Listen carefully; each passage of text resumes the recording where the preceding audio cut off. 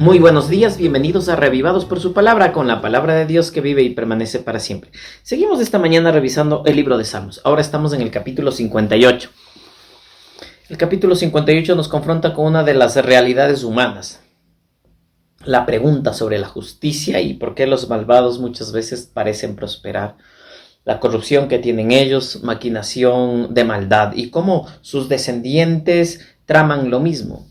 Generalmente esto se puede ver en la clase de los poderosos, sobre todo los que están involucrados en temas de la política. Forman a otros, ya sea sus propias familias o otros líderes, y que trabajen en esa misma línea que ellos aprendieron de corrupción, de engaño, de mentira, de demagogia.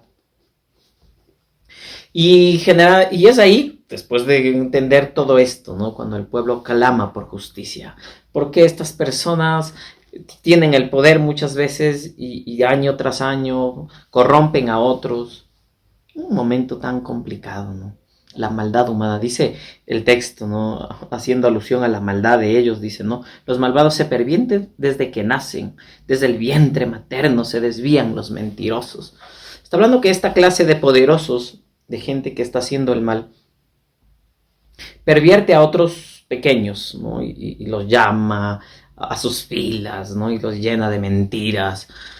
¿Hasta cuándo? ¿Hasta cuándo? Es la pregunta. ¿Cuánto tiempo más tenemos que soportar este tipo de personas en el mundo, ¿no? Recuerden que la maldad y la corrupción, por más países desarrollados o lo que sea que vivan, y más aún en los países en vías de desarrollo como los nuestros, podemos mirar y podemos hacernos preguntas, ¿no?, sobre hasta cuándo. Y el Señor, el rey David, el Señor en su palabra, a través del rey David dice: rómpeles, oh Dios, los dientes, arráncale, Señor, los colmillos a esos leones. y él habla ahí sobre la justicia que proviene solamente de Dios. Verso 10, se alegrará el justo a ver la venganza, dice el verso 10 del capítulo 58. Es decir, el clamor de justicia, más que en este mundo, porque inclusive los poderosos compran las cortes de justicia y jueces y etcétera, etcétera.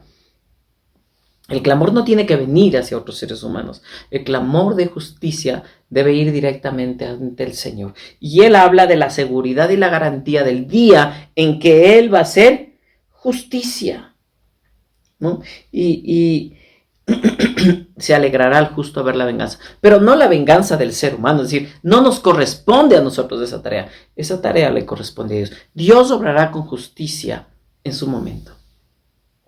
Nuestros clamores de justicia deben ser dirigidos a Él en un mundo desigual, en un mundo donde impera la maldad y la corrupción de los poderosos. Nuestra vida debe estar guiada, dirigida hacia Él, nuestros pensamientos, lo que somos.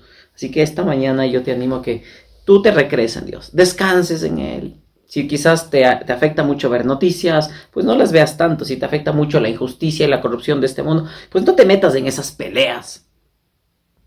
Deja al que juzga con justicia, y ese es Dios. En Él recréate. Vamos a orar. Querido Dios, te damos gracias por el consejo de tu palabra.